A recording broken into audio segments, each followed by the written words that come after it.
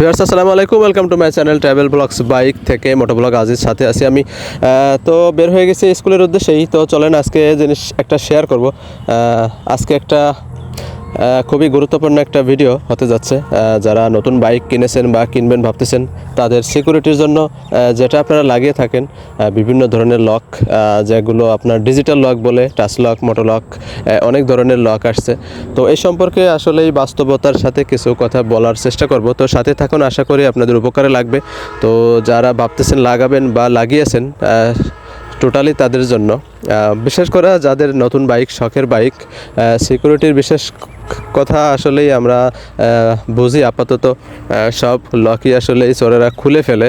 তবে এখন ডিজিটালভাবে চলতেছে মোটো লক বা টাচ লক, যেগুলো আপনার হাত দিলে অ্যালার্ম বাজে, মোবাইলে কল আসে, জিপিএস ট্র্যাকিং মোবাইলের মাধ্যমে দেখা যায়, কল অফ করা যায়, গাড়ি অফ করা যায়, অন করা যায়, নানান তথ্য আসলে দেখা যায় এর মাধ্যমে। তো সেগুলো নিয়েই একটু কথা, যেহেতু আমি অনেক দিন ব্যবহার করতেছি, 3 থেকে 4 বছর বাইক 2 থেকে 3টা ব্যবহার করা হয়েছে। তবে এর জন্য কী কী সমস্যা আর কী কী সমাধান সবই জানানোর চেষ্টা করব, সাথেই থাকুন।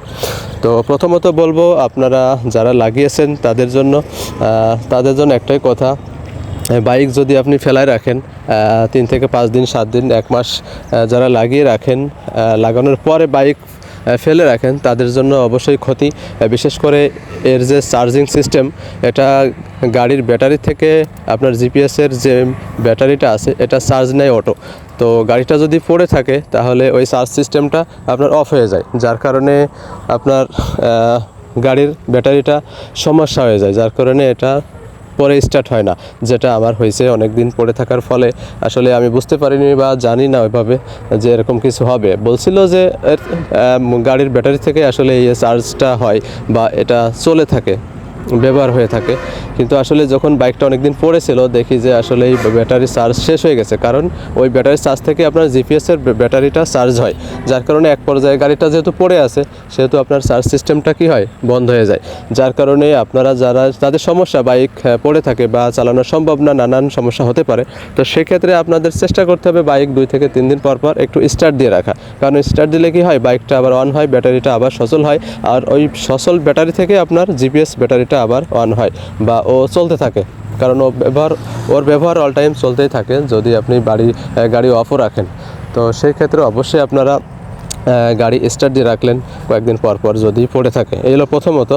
দ্বিতীয়ত, এখন অনেক লক আসলে এই কোম্পানি থেকে বন্ধ করে দিয়েছে, যেটা আমার ছিল হলো টাচ লক, অনেক পুরাতন একটা জিপিএস সিস্টেম। তো এটা এখন আর কাজ করে না, শুধুমাত্র কল আসে যদি রিচার্জ করা হয়।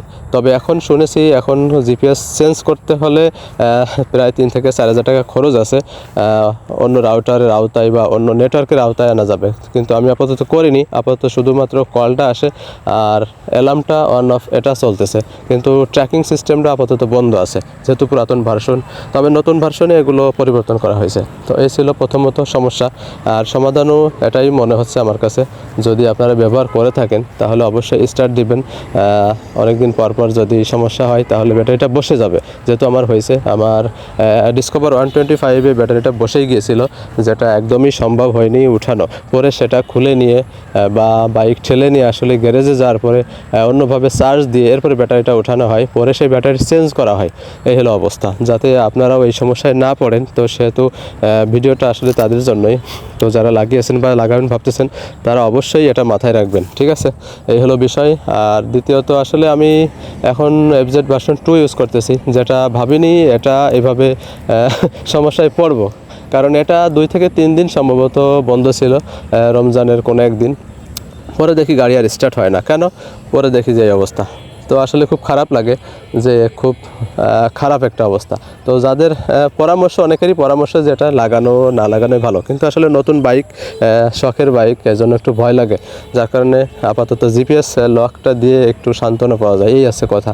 বাকিটা আল্লাহ জানে কী হবে না হবে। তো ধন্যবাদ সবাইকে যারা ভিডিওটি দেখছেন। আজকে পর্যন্ত, দেখা হচ্ছে আবারও কোনো এক পর্বে, দেখা হচ্ছে আবারও, ঠিক আছে? আসসালামু আলাইকুম, ভালো থাকবেন সবাই, মোটোব্লগ আজিজের সাথেই থাকবেন।